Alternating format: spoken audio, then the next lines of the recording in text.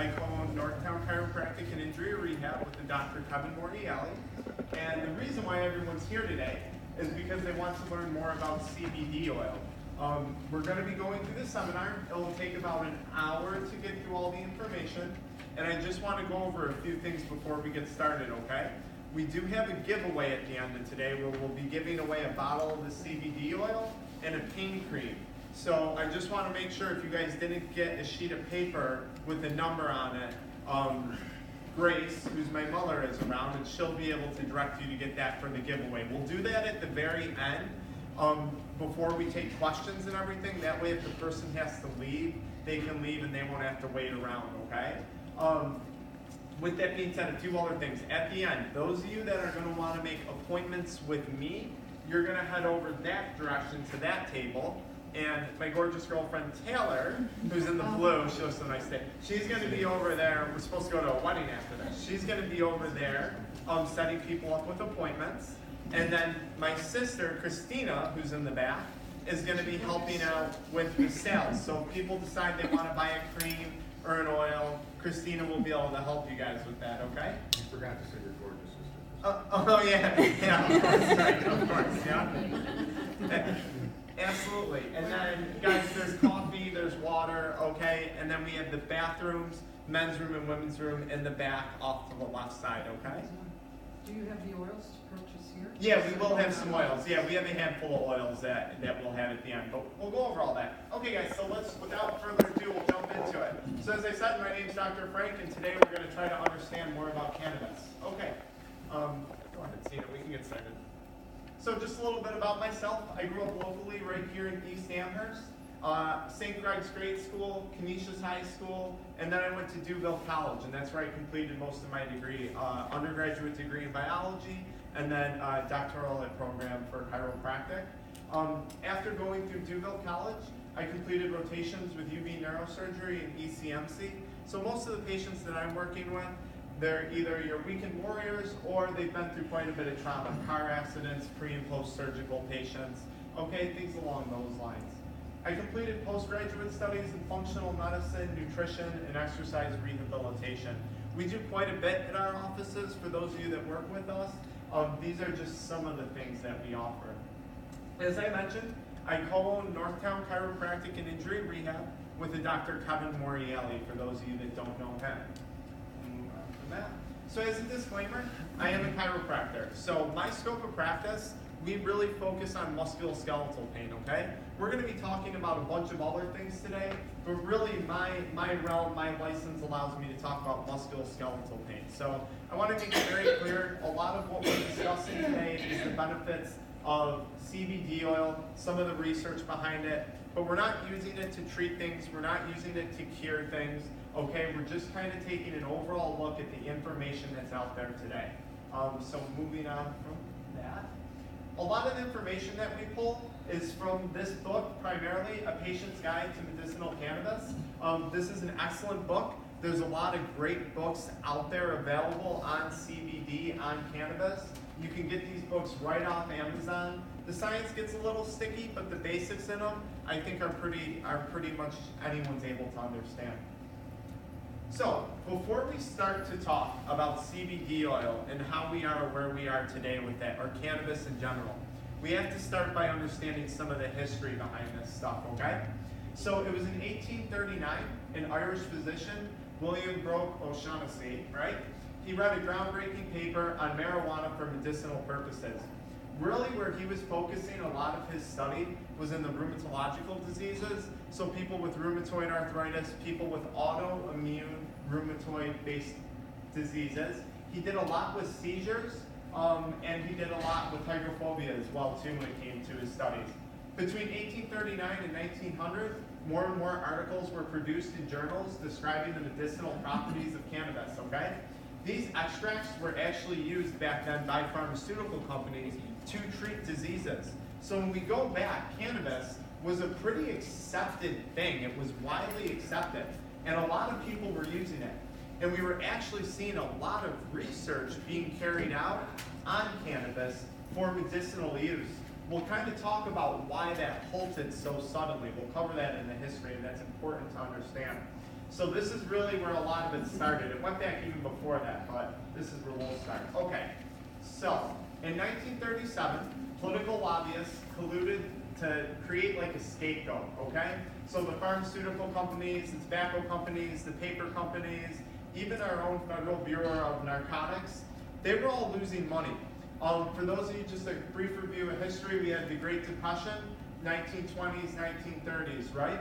And our Federal Bureau of Narcotics was losing money, okay? And that was run by Harry Jacob Ainsler. You're gonna see that name right there pop up again. So what all these large things came together and said was, listen, we have to find a way to get money. We have to find a way to profit on something because we're all losing money.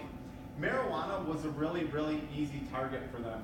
A lot of the marijuana being used was coming in from Mexico, and the issue that we had was a lot of people, unfortunately, this was a time when racism was quite alive. A lot of the Mexican migrants were blamed for the influx of marijuana that we were seeing. A lot of people felt that they were competing with the Mexican population for jobs. So marijuana was an easy scapegoat for the Federal Bureau of Narcotics and all these other industries to use to demonize, to say, okay, look, this is related to reasons why people aren't getting jobs. This is related to immigration issues. So marijuana really started to get targeted. We're going to revisit it a little bit later in 2003 when our government actually revisited this and then got a patent on it, but we'll come back to that in a little bit. So, okay, we'll keep moving through the history here. Skip over this slide for now. So, this was a movie that was actually made. So, for those of you that remember, this was Reefer Madness, right? And this whole pitch was really run by the media. The media was primarily controlled by just a few individuals, so it was really easy to influence people, right? So they made these movies, Reefer Madness, and the claims was that these drugs were making white women hang out with jazz musicians and African Americans and Mexicans, and as you can see, this was really meant to be a serious thing back then. Now it's a college parody, right? But like, Reefer Madness, that's what it was. Your child may be next, cautious. Okay, continuing on from that. So this was in 1930. This was the director of the Federal Bureau of Narcotics, Harry Ainsler. Again, remember, he was running out of money. His department was running out of money. And this was really the approach that they took. And I'm going to read this because it's so bad. There are 100,000 total marijuana smokers in the U.S. Most are Negroes, Hispanics, Filipinos, and entertainers. Their satanic music, jazz, and swing result from marijuana usage. This marijuana causes white women to seek sexual relations with Negroes, entertainers, and any others. Over the top. Imagine hearing something like that today, right? Back then, though, unfortunately, during that time, this was accepted. As wrong as it is, this campaign worked, okay? This worked. They were able to find people who were caught with marijuana. It started to regrow their revenues. And this is really the beginning where I'd say, you know, we obviously had the big war on drugs in more later years, but where it all kind of started. So we'll move on from that. Now that you understand a little bit of the history on cannabis and how it got demonized, it's important to know there wasn't really a big health scare. In fact, it was being used medicinally. It was more controlled by the media and then a bunch of other agencies that felt, quite frankly, threatened by it. So, understanding cannabis. Now, cannabis is simply a flowering plant, okay? People hear the word cannabis and they automatically think marijuana. And that's just not true. Cannabis is a flowering plant. And there's numbers of species of cannabis, okay? The main ones, cannabis sativa, cannabis indica, and cannabis ruderalis. We don't really hear about that one much. The primary two are cannabis sativa and cannabis indica, okay? So picture a flowering plant, and now picture that you can have a bunch of different species of that plant, all with different properties. So we'll pop onto the next slide. So let's go back to that main plant. We have that cannabis plant. From that cannabis plant, you can grow a marijuana plant or a hemp seed plant, okay? A marijuana plant is going to contain THC, okay? So what defines marijuana as marijuana is not that it comes from a cannabis plant, it's that it contains something called THC, okay? A hemp seed plant primarily contains CBD, okay? Now you can find THC and CBD in both of these plants, but hemp is primarily going to contain CBD, and we're going to talk about what that is. Marijuana contains THC. THC is the chemical, the ingredient that gets people high, okay? That's where the high comes from. CBD, the primary component of hemp, will not result in a high. So we have one central plant that's a cannabis plant.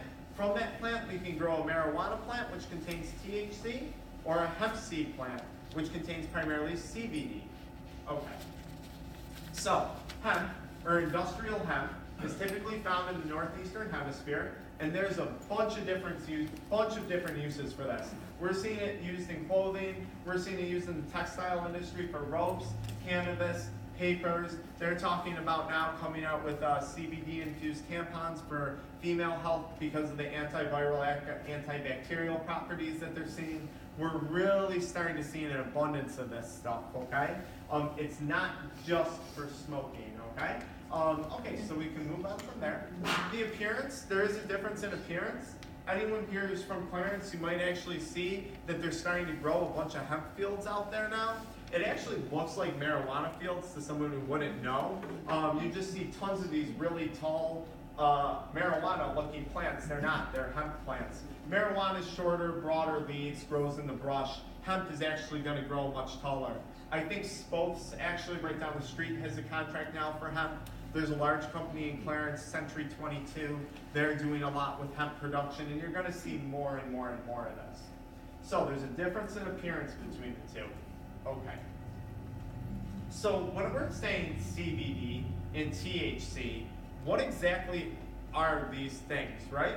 So THC and CBD are the most abundant cannabinoids found in the cannabis plant, right? So we have a cannabis plant, and within that plant, there's about 100 active cannabinoids. The primary two found in a cannabis plant are THC and CBD. CBD specifically known as cannabidiol, okay? So we have a cannabis plant, and in that plant, there's 100 plus cannabinoids. Primary two cannabinoids found are THC and CBD. Now, if you think back, if you have a marijuana plant, that's going to contain a lot of THC. If you have a hemp seed plant, that's going to contain more CBD and very, very little THC. Okay, so marijuana versus hemp. More specifically, a marijuana plant is 5 to 35% THC, very low CBD. Medicinal hemp is very high in CBD, 16% or greater, and it will have 0.13% or 0.3% less, 0.3% or less THC. So legally, for something to be defined as a hemp seed plant, 0.3% or less THC. So when you guys are seeing all these products online, hemp products, CBD products, you're seeing all these things in field right, technically speaking, they should have less than 0.3% THC. Okay. So marijuana versus hemp. THC, it's most certainly not legal in all 50 states. Okay, you need a doctor referral in order to get a script for it in most states. Dent is probably the biggest one in the area right now working with medicinal marijuana, okay?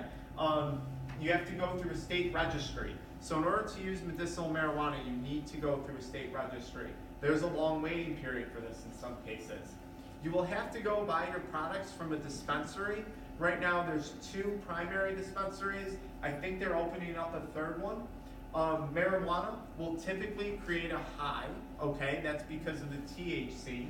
And it will lead you to fail a drug test in most cases, okay? Now, if we were going on to the next page, and we look at hemp. In order to get your hands on hemp, it's sold like a supplement.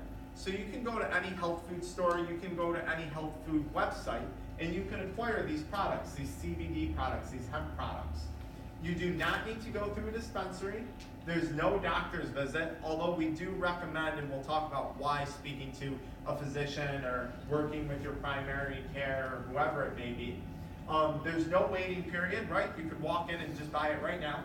And it's widely available at this point. And we're going to talk about some of the availability and how it's actually come to be kind of a bad thing because there's thousands and thousands of brands and products out there. So that's marijuana versus hemp, some of the legal standards behind it. Okay. So why does cannabis make good medicine? Why was there all this hype years ago around cannabis? What's the benefit to it? So believe it or not, your body, you already make cannabinoids. So we find cannabinoids in plants, in the cannabis plant. And those are called phytocannabinoids. They're cannabinoids that are in a plant. Phyto means within a plant, okay? In your body, you have endocannabinoids. These cannabinoids, ANA2AG, okay? Phytocannabinoids found in plants, endocannabinoids found in the body, okay?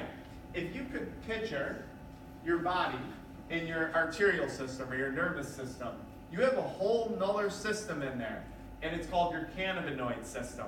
There's receptors for this all over, and we'll go to the next slide and take a look and talk about that. So this system in the human body consists of cannabinoids and cannabinoid receptors. This system, this endocannabinoid system that's in all of us, is involved with regulating appetite, sleep, pain, mood, our immune system, and a heck of a lot more. When CBD or THC enters your body, it activates this endocannabinoid system by having a specific action on the receptors throughout your whole body. So my skin, my muscles, my bones, my urinary tract, my brain, my gut, all these areas have cannabinoid receptors on them. So when we take the cannabinoid, whether it's from a plant or someone smoking it in oil, it's going to activate this cannabinoid system. Okay, so we'll go to the next page here. So what this kind of talks about is that this system is really responsible for keeping a balance in your body. And when we're starting to look at some of the literature out there on how do cannabinoids work, why are people seeing a benefit from hemp, from medical marijuana? Why are people seeing a benefit? The most common thing you'll hear is, oh, this system is helping to balance pain, mood, inflammation, energy, and potentially have some potential to perhaps prevent certain types of diseases down the line. So we'll go on from there. So this is just a graphic showing where we have these receptors present in our immune system, our colon, our liver, our vascular system, our lungs, our brain, our spleen, our pancreas, our reproductive organs, our muscles, and our bones. So this is really important because you guys are going to hear people talk about CBD oil. One of the things that I say is everyone's going to have a different response, and that response may be very, very widespread. So someone takes it for pain, and then they say, hey, I noticed that my digestion seems to be a little bit improved. I noticed that my blood pressure went down a bit. The effect of CBD on the human body is widespread, and it's important to understand that when you're using it, because you might hear one specific reason that you're taking it for, but it might be affecting a lot of other things. And for good or for bad, you're going to want to be aware of that. Okay, we can move on from that slide there. So CB1 receptors, these are primarily found in the brain, and these are really actually where THC is going to act on. That's why you get a high when if you use THC. CB2 receptors, they are present in the brain, but we find these more in our peripheral body, our peripheral tissues, okay? More with the immune system, more with the immune system primarily. Okay, we can move on from there. So this is pretty neat, and this is really what it all comes down to, and this is really important. So how does CBD oil work? This is kind of the basics of the science behind it. So what they're studying is this enzyme called FAAH, okay? And what they're finding is people who they're really looking at addiction for this, alcoholism, opioid addiction, anything along those lines. And what they're finding is people who have high levels of FAAH in their body have very, very low levels of naturally occurring cannabinoids.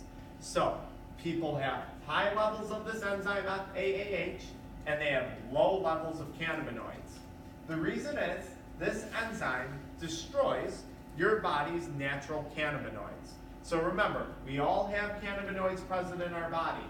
This enzyme destroys those naturally occurring cannabinoids. They're finding that people with chronic pain, autoimmune problems, addiction problems, seem to have very high levels of this enzyme. When we take a CBD oil, or when we take a cannabinoid, CBD oil specifically blocks this enzyme and its action. So if we block this enzyme and shut it off, in theory, our body's naturally occurring cannabinoids are going to start to rise. That's important because what you got to keep in mind from a science standpoint is CBD oil isn't having a direct effect on the receptors in your body, your CB1 receptors, your CB2 receptors. It's blocking an enzyme, allowing your body to make more of its naturally occurring cannabinoids. So when people are saying, oh, it rebalances things, this is how it's doing that. A lot of times when we see people using CBD oil, they usually have to decrease the dosage over time. This is the reason why, because it's your own body's levels are starting to rise. Again, as I mentioned, they're starting to study this a lot with addiction and some of the big pain syndromes, MS being one of the most prominent ones here. Okay, there we go. So these are just a small list of things that they're really starting to study CBD and take looks at how well it works. Anti-inflammatory, pain relief, stress and anxiety, sleep, that's a really big one that we see for insomnia, bone growth, antibacterial, muscle spasms, seizure disorders, that's huge. It was really seizure disorders that kind of brought cannabis back into the mainstream media. We'll mention why. There was a girl, Charlotte Fee, she was suffering from seizures and her parents decided to use CBD oil to treat her, and she did quite well. Arthritis, autoimmune diseases, you're seeing a lot going on with DENT for patients with MS where they're using medicinal marijuana, okay? Addiction, ADHD, MS, acne, skincare, menopause, pet care. This is huge for pets. I don't know a lot about it, obviously, in using it with pets. I would seek out a veterinarian professional who knows more. But I'm telling you, people are seeing amazing results. I get texts all the time. A patient of mine's taking it, they decide to give it to their dog, and they're saying, hey, my dog's moving a lot better, okay? So we do hear it a lot. And diabetes, they're really starting to study the effects of CBD oil on blood sugar levels, its potential effect on insulin, right? If we have cannabinoid receptors in our pancreas, where insulin's primarily coming from, we know that this might have some effect. We'll move on from that page. Okay, so before I jump into this, I'll say something kind of about the research. So we're seeing a lot of research happening right now at a pretty rapid rate, but for a long time, there was a big pause in the research. Even though we had all this positive momentum, when cannabis officially got kind of outlawed and demonized, it was classified as a Schedule I drug, both THC and CBD. That means research is cut. It is extremely limited. No more research when that happens. Ironically enough, it was first in 1993, I think it was the National Institute of Health, one of those places. They first tried to apply for a patent because they said, hey, wait a second, we were doing some research and we found that this stuff might have some potential. Got denied. And then again in 2003, the federal government currently owns this patent, the United States government.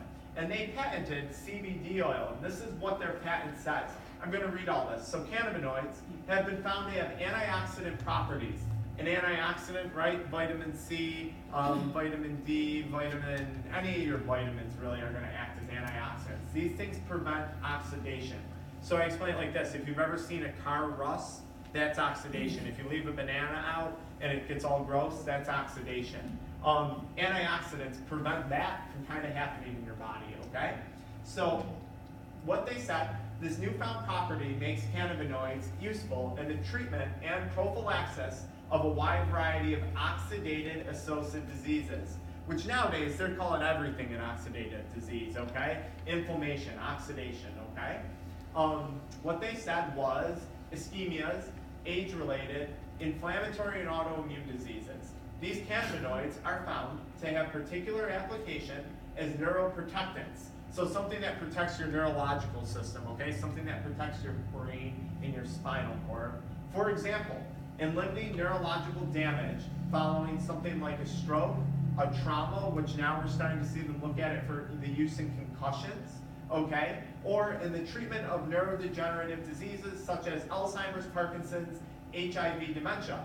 Now this is important too. They make a statement here saying that this is particularly advantageous to use because they avoid toxicity and they do not seem to have these psychoactive effects.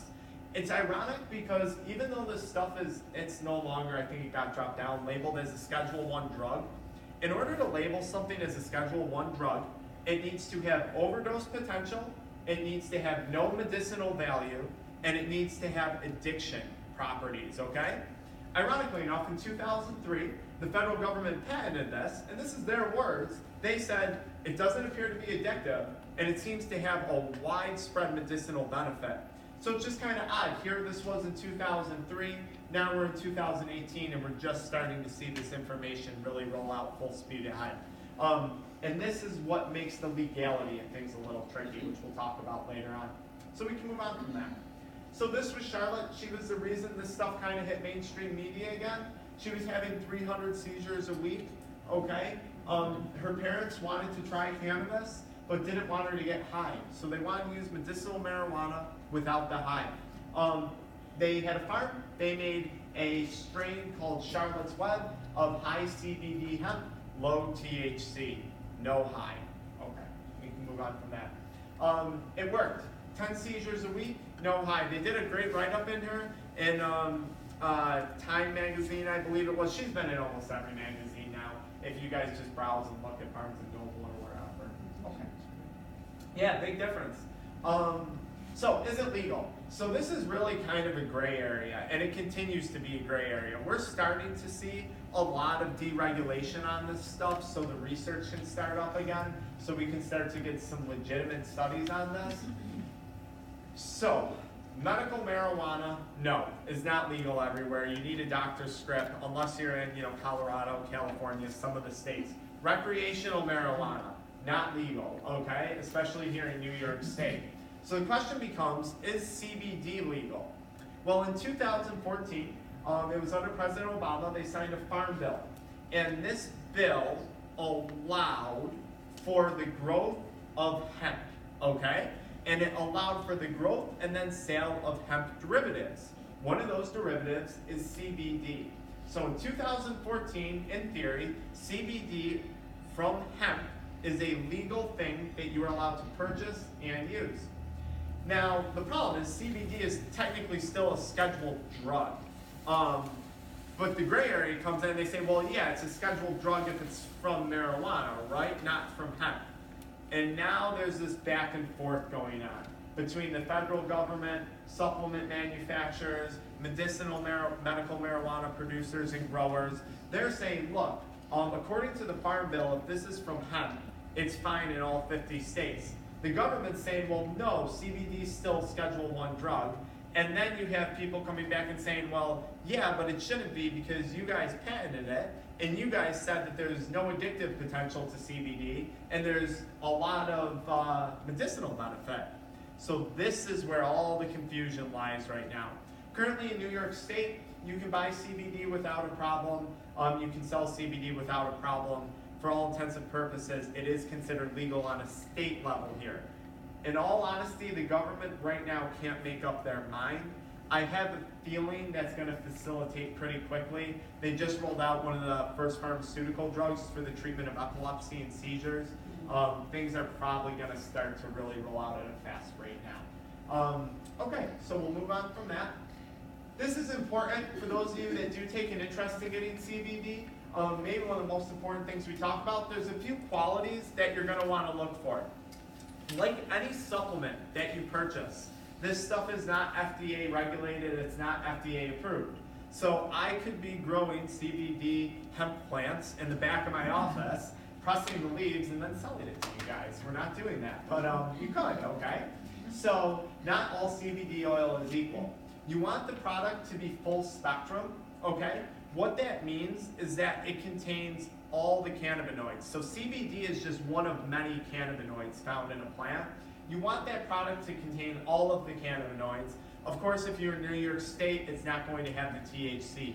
When they're looking at a lot of the studies out there, they're studying full spectrum products. So not just CBD working alone, but CBD in conjunction with all the other parts of that plant.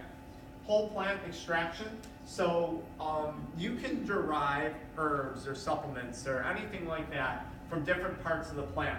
The stalk, the stem, the buds, the flowers, the seeds. You want to see the product as whole plant extraction, specifically from the aerial parts, the parts that are above ground. That's where you're going to find the highest concentrations of CBD. You want the products to be organically grown. This is a really big deal nowadays. I don't know if you guys saw the article that came out. They're finding a bunch of pesticides on cereals and things like that, right? Hey, Mary Beth, I know you told me about this a while ago. What was it? The owner of Bear Aspirin now owns what, most of our farmland, is it? Or do I have that correct? Yeah. Yeah. So we're starting to see pesticides popping up everywhere now. So really, organically grown, domestically grown. Third-party testing is important too. Again, this is not regulated. So you want to know that this company is doing their own testing and then sending it out to a third party to make sure that you're actually getting what it says you're getting. If you look at consumer reports, things like that, a lot of people are buying stuff and it says 1,000 milligrams of CBD oil. Maybe there's like 20 milligrams of CBD oil, the rest is olive oil. You can't really tell the difference, okay? So a lot of people are getting ripped off, and this happens all the time. This happens with fish oil, this happens with turmeric, I don't care what you're buying, this happens all the time with supplements, okay? So third-party testing. Company transparency is a really big one too. You should be able to call the company and you should be able to speak to someone about their products. It shouldn't be, John Doe answering his cell phone in his basement trying to walk you through it, okay? Obviously, if they don't process credit cards, things like that, there's probably a lot of red flags going on. So company transparency. The extraction method we'll go into in a little bit more detail, but how do they actually draw the oil from the plant? Absorption of CBD oil is not great, bioavailability I should say. It's like 40% at the best. So if we're using an extraction method, right, because we have to get that oil out of the plant, that's a very, very harsh method of extraction. So if we're using butane or we're using harsh solvents, that's going to put chemicals into our oil. We don't want that. The best form of extraction is called the supercritical CO2 extraction. So we'll move on from there. One of the products that we carry, this is really what we talk about. Not all of it's the same. The product that we have, CBD BioCare, it's made in a facility that is registered with the FDA. So in order to grow hemp, you have to be FDA compliant, or you should be. Many places are not, okay? So you want to make sure that wherever your stuff is being manufactured, it's in an FDA compliant facility, and there's only a few of those out there right now. We can move on from that. It just talks about organic, premium whole plants, like we said, full spectrum. You want to make sure it's from within the US and does it meet FDA compliance and regulations. We can move on to the next slide there. This just kind of repeats it. The third party testing, again, you want to see, this is actually important too, because people ask a lot, am I going to fail a drug test? And I say, listen, two things. One, I would never make that claim because I don't know if that person's going home and smoking too, and then they're going to turn around and be like, hey, his oil made me fail, but I don't know what they do the other hours of the day, okay? So one, no, I would say that, no guarantees. But I can tell you this. People that use our oil, no, they have had no issues with drug tests. Urine testing, hair testing we've seen for some of the people that we work with that have some pretty high up positions. Everything there is fine. Again, if you're getting 0.3% or less THC, it should not be popping up on a drug test. Now, with that said, the third-party testing will show you this when they send out their products and their batches. It will come back with a list of the cannabinoids, and you'll see primarily CBD present, and it should say slim to no THC in there. Most of the companies you're going to see it says no THC. There's still trace amounts in these products, but it's not even enough to pick up on the third-party testing. We can move on from that there. USA Hemp Farm, we can go from that. This is basically saying domestically grown again. We're seeing a lot of foreign oils come in, right? Yeah. We can skip over this one, it's the same thing too. Okay, the extraction process. So I said a lot about the extraction a moment ago. What the extraction means is, again, we have to draw this oil out of the plant. And I talked about this actually, I'll just use fish oil as a good example. When you're buying fish oil, you should look for fish oil that's cold pressed. Any of you here with Dr. Derek know of this? Because if they extract that fish oil in the presence of heat, it's going to damage and denature that oil. So instead of getting omega-3 fatty acids, you're going to be getting a lot more omega-9s, a lot more unhealthy fats, fats that can be even labeled as carcinogenic, okay? So if we have a manufacturer extracting CBD oil in the presence of high heat, you're damaging all that oil. You're damaging all those healthy omega fats, just like fish oil. Supercritical CO2 extraction, it turns CO2, which is a gas, into a semi-liquid, semi-gas state. They can essentially pass that through the plant. That will extract the CBD oil, and you're able to do that with minimally damaging the fatty acids present in the plant, okay? The THC in our product, they then go through a second time and try and remove anything that's left. There is, again, trace amounts, which you kind of want in there because that full spectrum effect, okay? And again, this is used by our brand. Okay, moving on from there. Whole plant extraction, we talked about this. A lot of times you're gonna see when you're reading these bottles, it's gonna say extraction from the stalk. Or even worse, I've seen a hemp seed oil, okay? It's just oil from the seeds. You don't really find CBD in the seeds, okay? And this stuff is being sold as a hemp oil or a CBD oil. It's just omega fatty acids. You'd be much more financially smart buying a good quality fish oil than you would trying to get omega-3s from hemp seeds, okay? So again, that whole plant extraction, especially from the flowering part of the plant. Okay, we can move on from that. Full spectrum, all the cannabinoids work together. So you want a little bit of all of those cannabinoids in your product. You don't want just the CBD isolate, okay? That would be the word that you would see that you'd say, okay, I probably want to stay away from this. Yes, they looked at some literature on that, but when they're really looking at CBD oil, they're looking at it working in conjunction with all of the other cannabinoids. Okay. We can go through that. That's what I just said there. That's fine too, domestically grown. So, this is important when it comes to the dosage. So, a lot of people don't understand this. They just go buy CBD oil because they saw something online, or a friend told them, or whoever. They said, yeah, go to Feel Right, buy some CBD oil, give it a shot. Dosage is extremely tricky when it comes to this stuff. And it's very, very hard to find the right dosage for someone. So, at too low of a dose, it's not gonna work. At too high of a dose, it has what's called a biphasic effect. You might actually get unwanted effects. So if someone's taking this for insomnia, if they're taking too much, they might actually be up longer. They might be up all night. If someone's taking this for gastrointestinal problems, their problems might get worse if they're taking too much as compared to better. More is not always better when it comes to CBD oil. Some people require a higher dose, some people require a lower dose. We want to find that sweet spot dose when we're going through this stuff for people. And this is really one of the trickiest things, and this is why we recommend working with someone who has an idea of what they're doing on this to help you along the way. The last thing we want is someone to go buy this, take it, get a pounding headache, be up all night long, and then say, I had a horrible experience, this didn't work. If anything, I tell that person, yeah, it had a significant impact on your body, just probably at the wrong dosage. So, very important. And I'll say one other thing while we're on this page about dosage. You can read about it. There's some guidelines out there when it comes to male, female, body weight, condition. They're starting to come up with some.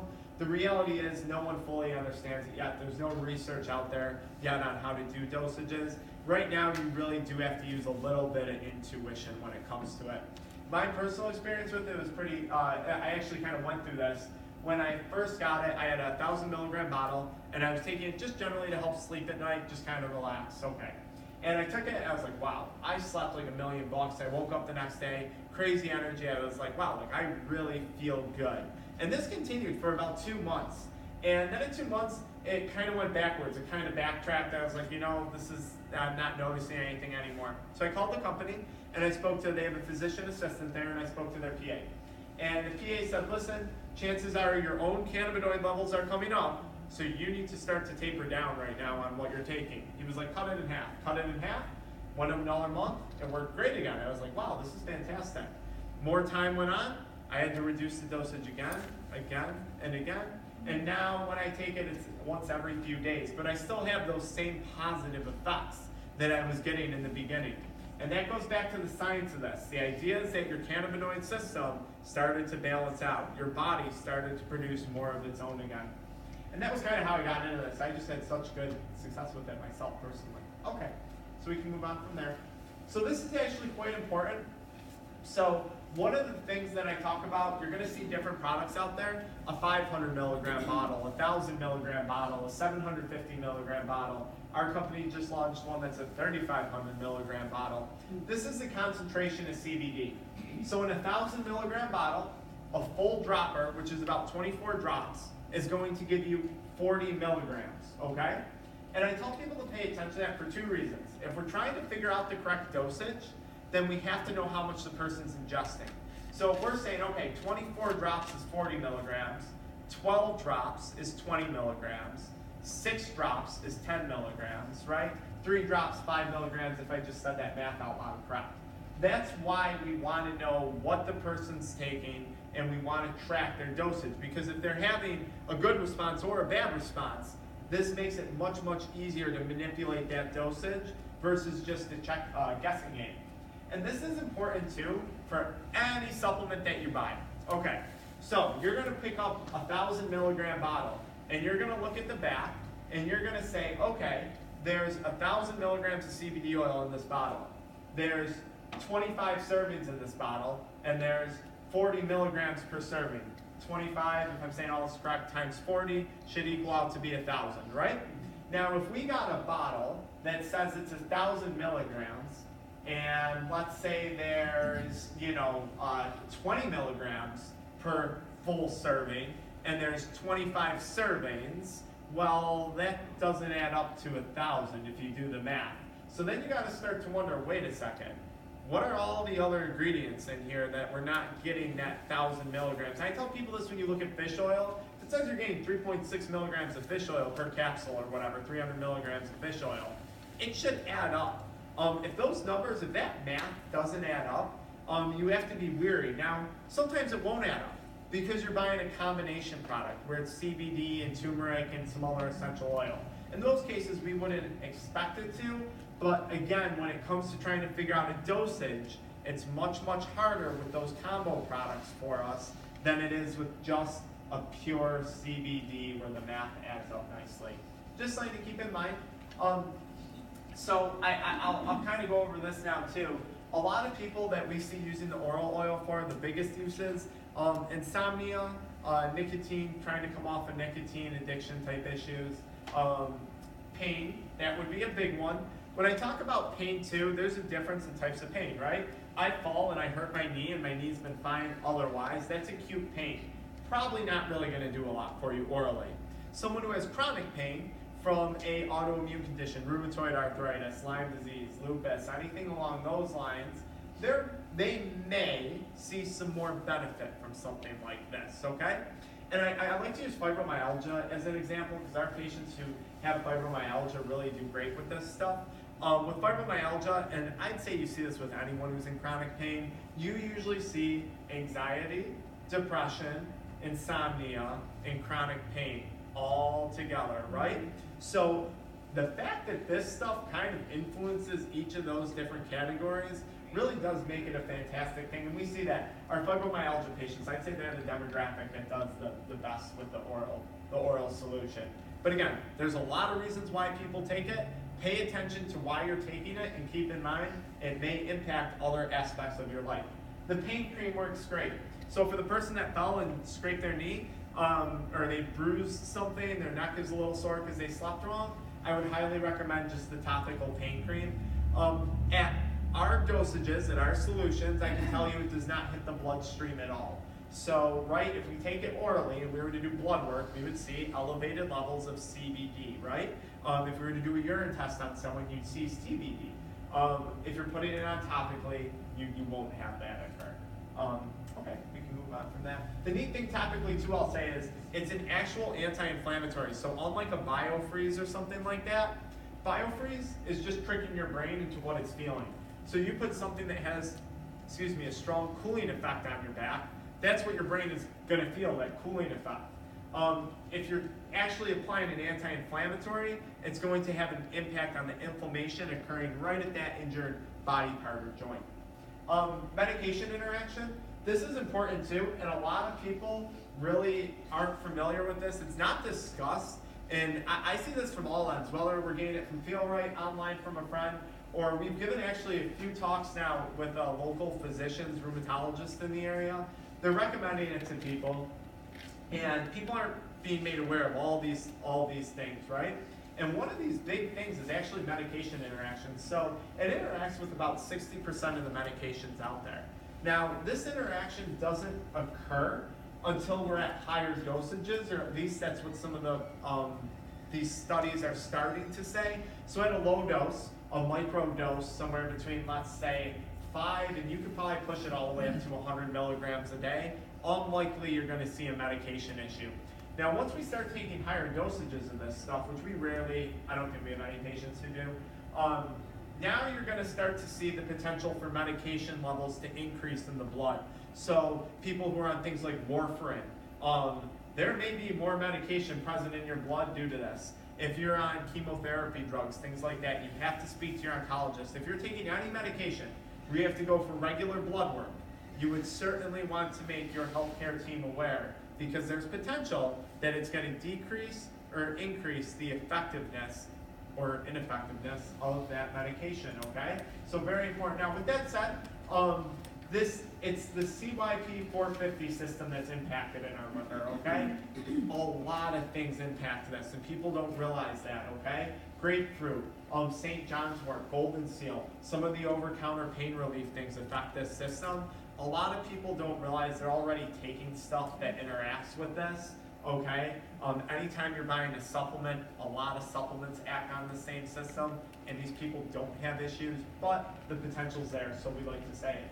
Okay, we can move on from that too. These are just some of the medications that act on the same system, which ironically enough, it's a lot of the things that we're using this to hopefully benefit the person, right? Benzodiazepines for anxiety. I know there's one on here, anti-inflammatories. How many people take the NSAIDs, right? Again, just something to keep in mind. Okay, move on to that. So, skincare, this is not something that we directly deal with or that I really do a lot with personally. With that being said, I can tell you, when it comes to CBD skincare creams, this is growing in popularity at an insane rate. I think it was the New York Times, they did an article saying they're anticipating this to be one of the fastest growing industries specifically in skincare. Right now it's at a few million. They're projecting that to be at a few billion by 2020. That's not far from now. Again, this is an anti-inflammatory. When we're talking about our skin, oxidation, inflammation, these are the things that damage our skin. Okay, our skin has a bunch of CBD receptors on it, cannabinoid receptors, okay?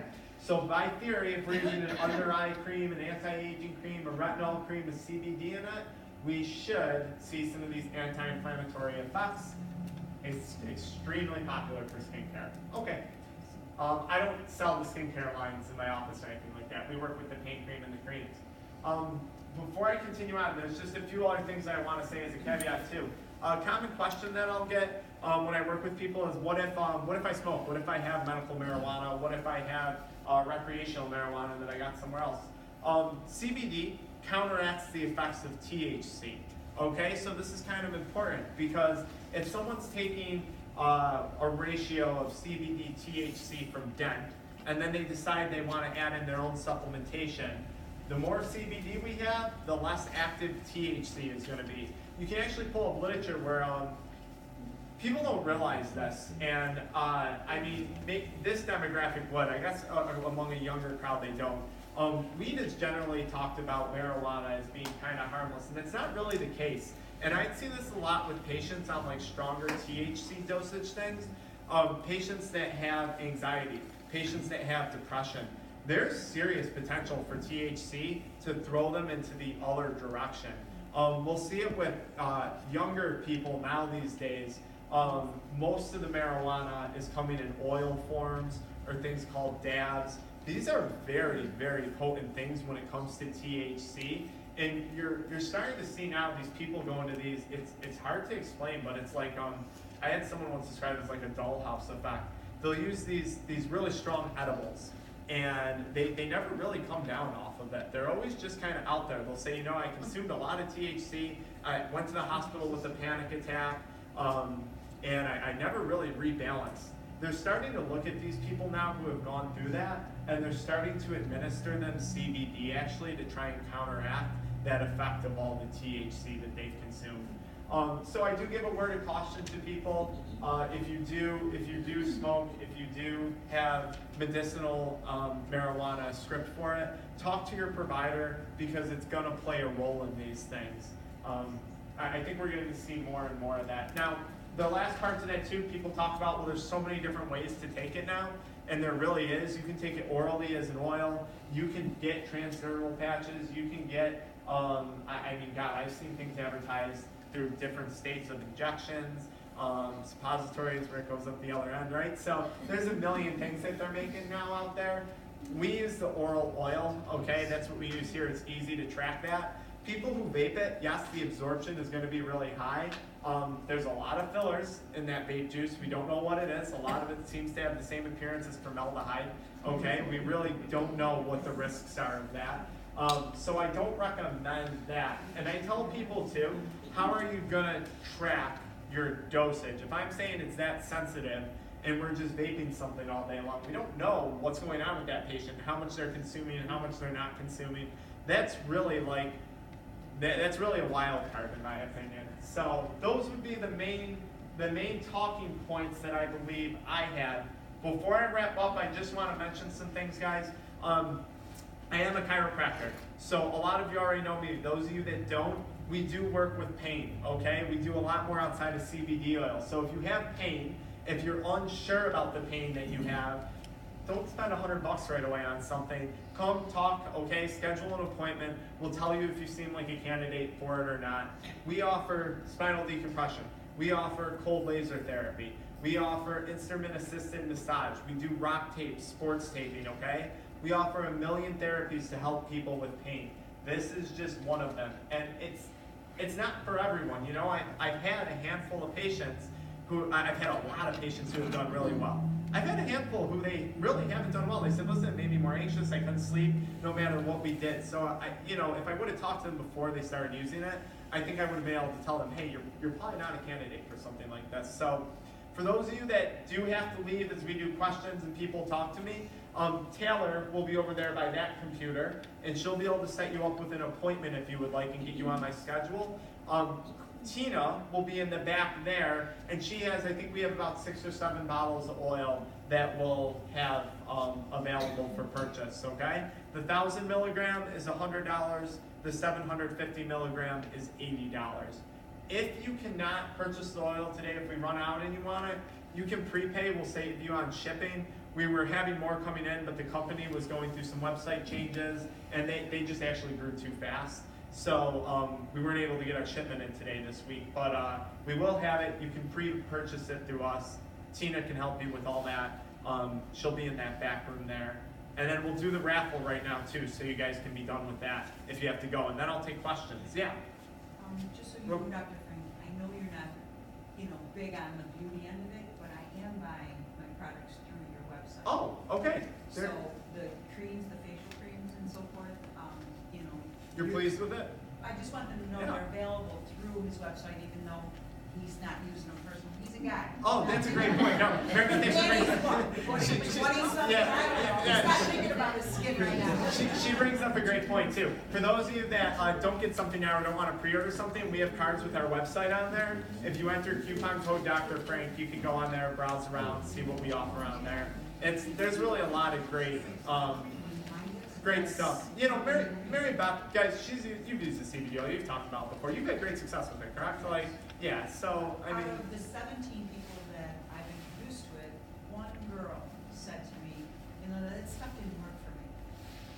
But it was very interesting. I said to them, what we need to do is try to figure out the dosing. Because the dosing, as he said, is the trickiest part of this. If it's not working for you, you either have to try more or less. unfortunately, I don't know how to guide you which way that is. As she used more, her endocannabinoids were as empty as mine were. Like what Dr. Frank told me to start off with, I went, you know, I've got this personality, go in big or don't do it, you know. So I went in big and it was effective, and every time I taper off, I'm not full yet, guys. I still need that higher dosage. So I know he's being careful with what he's saying, and I shouldn't counteract that. No, that's all right. I was a No. little rebellious, but I'm just saying, if it's not working, take a good look at it as to why. You might want to up what you're using, or maybe you're using too much.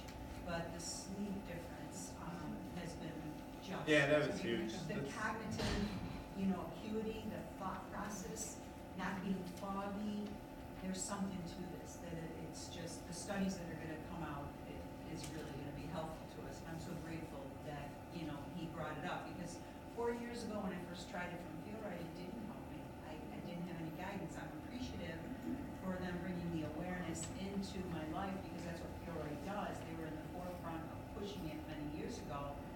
And, you know, then Dr. Frank said, you know, you should try this brand, and see if it works. It's a different brand, and it did work.